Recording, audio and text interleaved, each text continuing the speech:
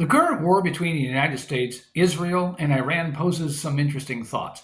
It leads me down the same path I often find myself down lately, asking myself exactly what Democrats or the left stand for. Or more specifically, perhaps, who?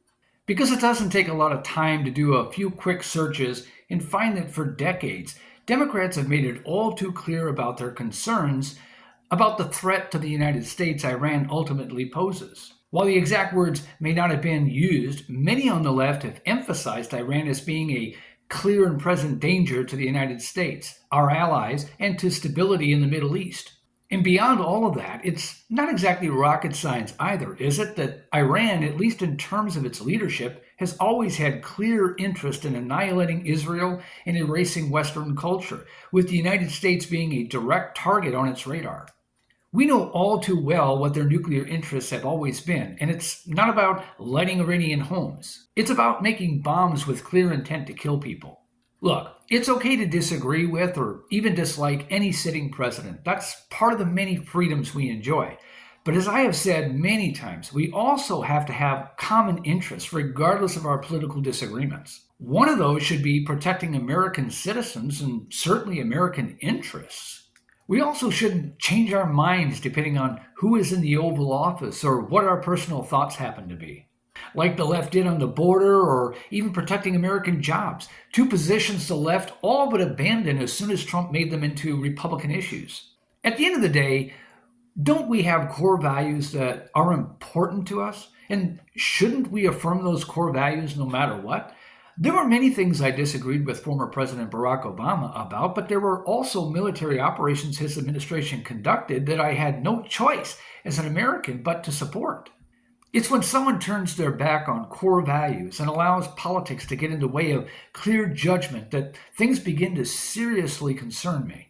I think that should concern all of us because that's how we start to lose our way. That's how we start to lose our purpose. There are simply some things that we should be united on no matter what. Ending Iran's reign of terror and their nuclear ambitions should be one of them.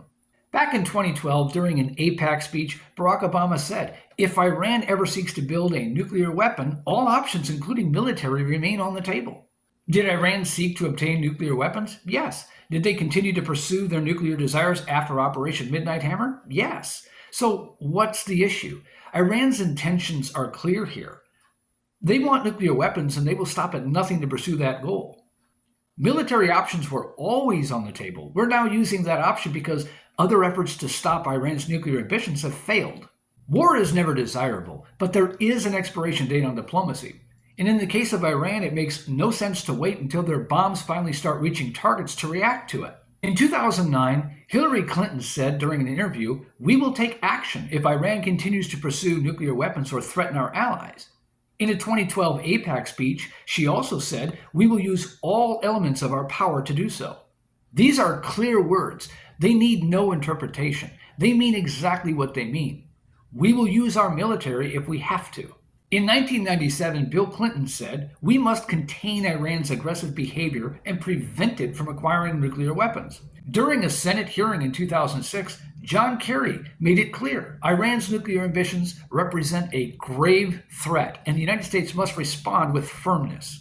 The bottom line from all of these statements, and many others I have not talked about from Nancy Pelosi and Chuck Schumer and many other prominent Democrats, is that it's clear that the threat Iran poses to the United States, the region, and our allies as well, is understood, and it always has been.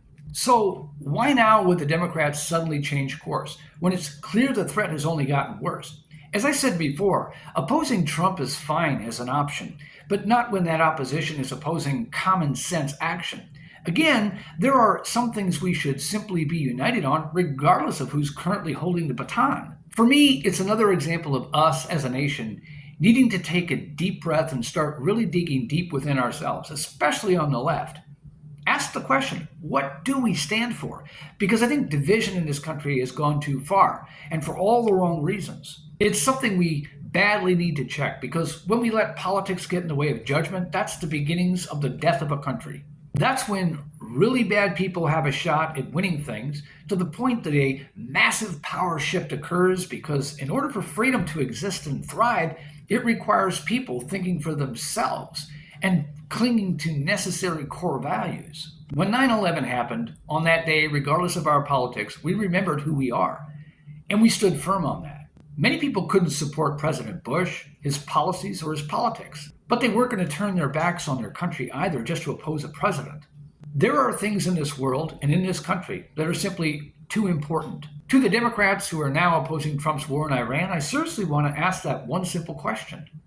What do you oppose? Exactly, and why do you oppose it? And when did you dismiss the threat Iran poses? Do you believe Iran only stopped being a threat when Trump became president?